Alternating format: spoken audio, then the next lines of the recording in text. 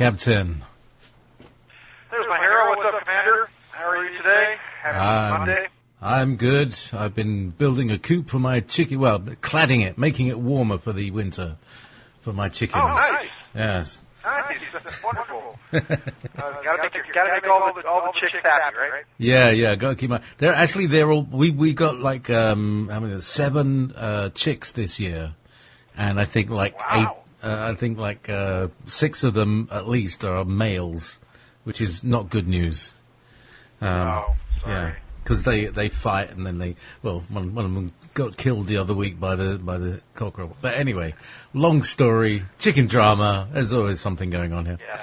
How are you? Yeah, they naturally kill each other. Yeah. I'm okay. Are we up? Everything okay? We are now online on Revolution Radio and Wall Spirit Radio. All right. And everything's Hi, recording. everybody on freedomslips.bananapeel.com and revolutionradio.whatever it is now, and all the people of the Spirit. Things are going okay. Next week is my birthday. Next Monday I'll be calling in. So Hurrah! It's very weird spending your birthday in a place like this. It's not so much a prison as it is a daycare center. But it's a weird thing. I was born the same day. I mean, literally the same day as NASA. And so that's why it's very odd that I was born the same day as NASA, and yet I grew up with all the Mercury and Gemini and Apollo astronauts, and my dad was PR director for TRW, and I have godfathers, Dave Scott and Harrison Jack Schmidt, who walked on the moon. 10 years ago, I did what's called the Solar Quest, which is where you look at where your power places on Earth are, where the planets are going to be transiting. And my son just happened to be going right through Houston. So I actually went for the 50th anniversary of NASA. Melissa and I went to Houston and actually spent the day with Gene Cernan, who is my little brother's godfather, and he was the last man on the moon with Apollo 17. So anyway, it's just a weird thing. The other thing was too is that my appellate brief originally was due on September 4th, and we actually asked for an extension of 30 days because there's just the criminal actions that these people have taken are just so horrendous and so obscene that we needed more time to put all the evidence together.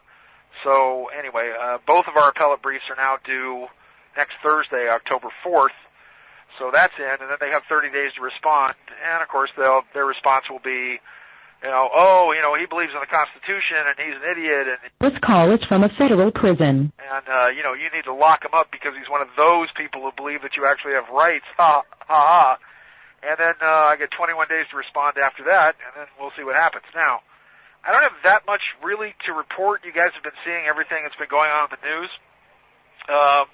One of the things that I thought was interesting is I have 2 writs in front of the Supreme Court. Now, I have a writ of certiorari and a writ of mandamus, and whenever you sue the United States, they go in front of the Solicitor General. And the Solicitor General is a man by the name of Noel Francisco. Noel, like the Christmas thing, Noel. And this is a man's name that you're going to be hearing a great deal of in the future. I had no idea who this guy was, but he's the Solicitor General, and whenever you sue the United States, you actually have to send copies of whatever it is to Noel Francisco, the Solicitor General. So Noel Francisco is going to be a big deal because he is going to be the guy who's going to replace Rod Rosenstein. And Trump's playing a very interesting political game right now. It's just weird that it's the left and the New York Times that then out Rod Rosenstein, that they say, Trump should fire him and he should do this, that, and the other thing. Well, what exactly, they've all got it in for Trump.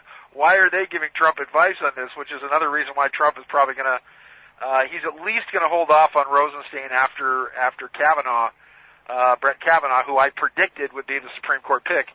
And it's very interesting too. I can't say I predicted any of this, but if you listen to all of the right-wing radio hosts from Rush Limbaugh to, Garrett Leeson or whoever it is in this area, they all bet money, and they said, we'll bet you a car that they're going to come up with more women that have more, allegations, as in he pulled it out, fake, over the weekend. So, this is just how sick the left and the Democrats have gotten in our part of the world. They have no agenda. They have no Every policy that they've done has failed dismally.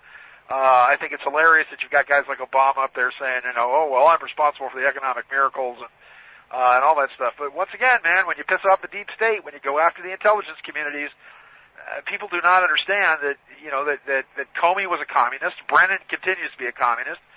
All these people are so far on the left of the political spectrum, and they're playing checkers, and Trump is playing 4D chess.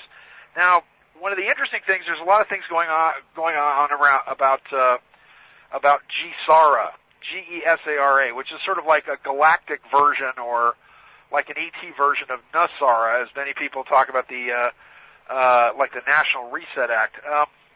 I've never been a big believer in the dinar, the Iraqi dinar. I think people that I have $350 worth of it. A friend of mine wanted to borrow $350, and I said, all right, well, give me dinar for the $350, and he's like, oh man, if I give this to you, this guy's kind of an idiot. He just said, if I give this to you, it'll be worth $1 million, and I'm like, yeah, or I'm out $350, and then I've just got a bunch of really, brightly colored paper, and it looks like I'm out $350. So there's all these people that are still expecting the dinar to somehow revalue, with no real hope there, because Iraq is literally like the 57th state of the United States. We went in and rewrote Iraq's constitution. We put Iraq on the SWIFT system. We absorbed the Rothschilds, absorbed them into the entire banking structure. So, the dinar did revalue. It was like worth .0000014 cents, and it revalued to like .00008. So if you had like millions and millions of dollars of dinar, it profited. But something that may have some hope here is people need to look at Zimbabwe. Because if you look at Zimbabwe, the Zimbabwean Zim.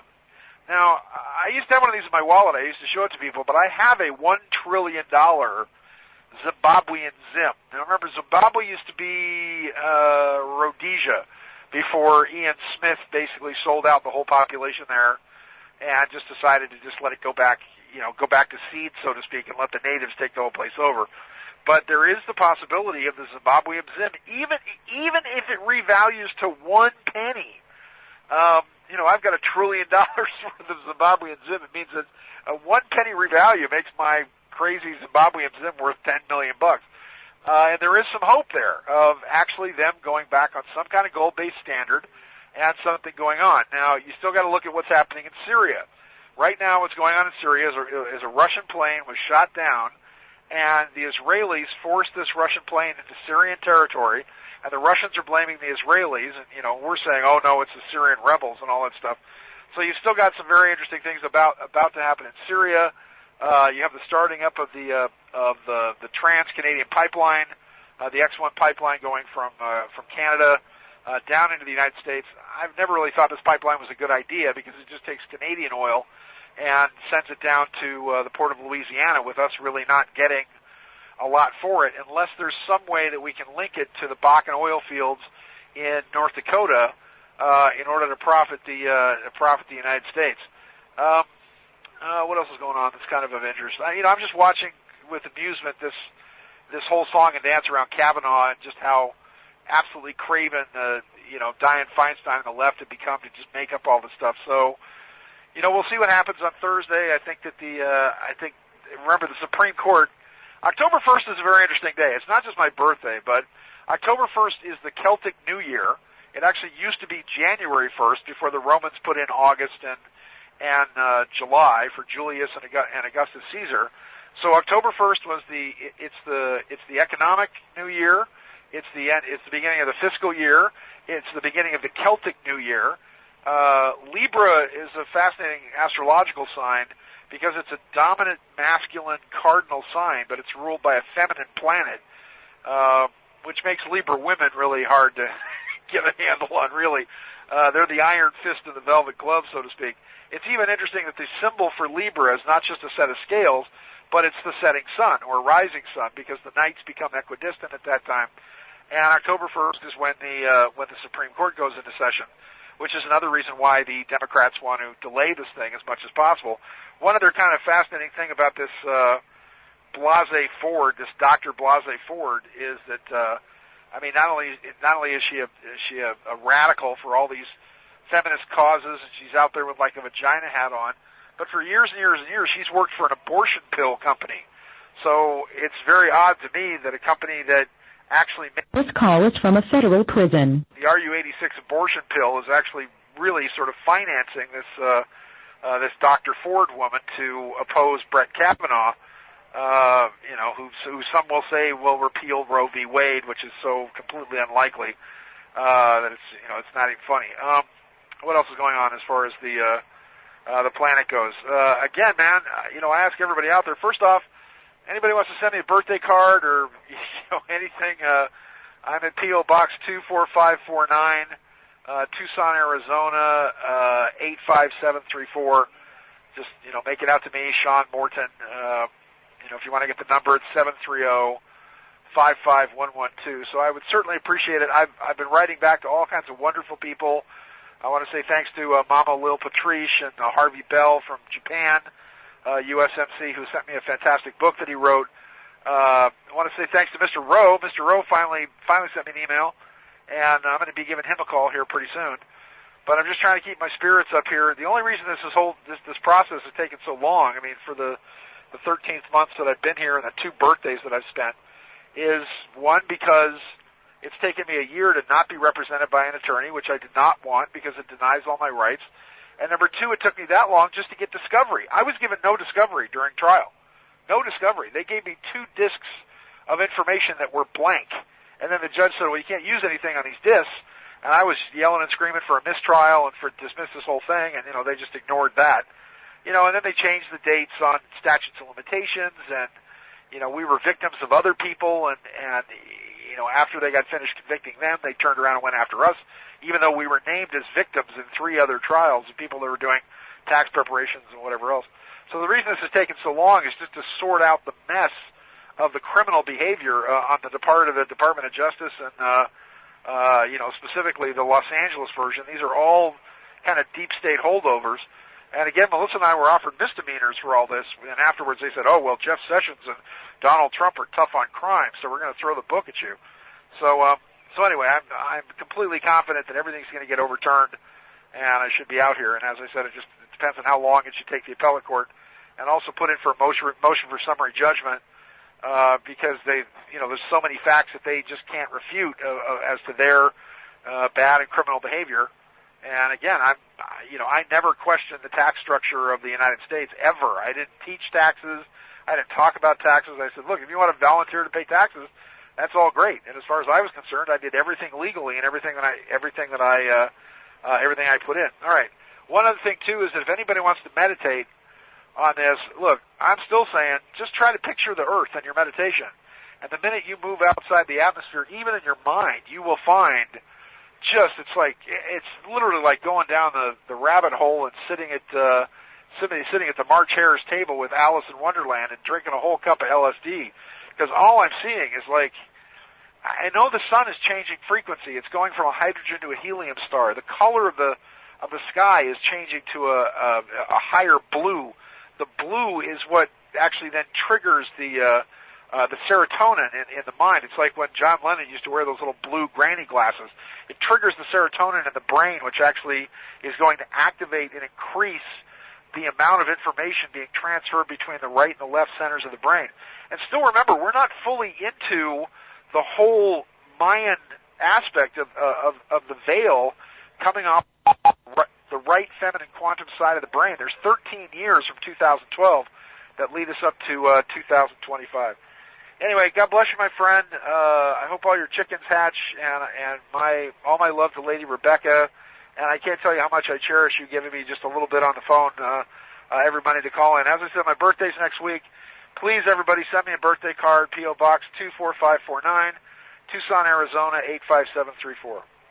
Sean, there's people in there that saying hi from Studio A. And have you had any deja vu?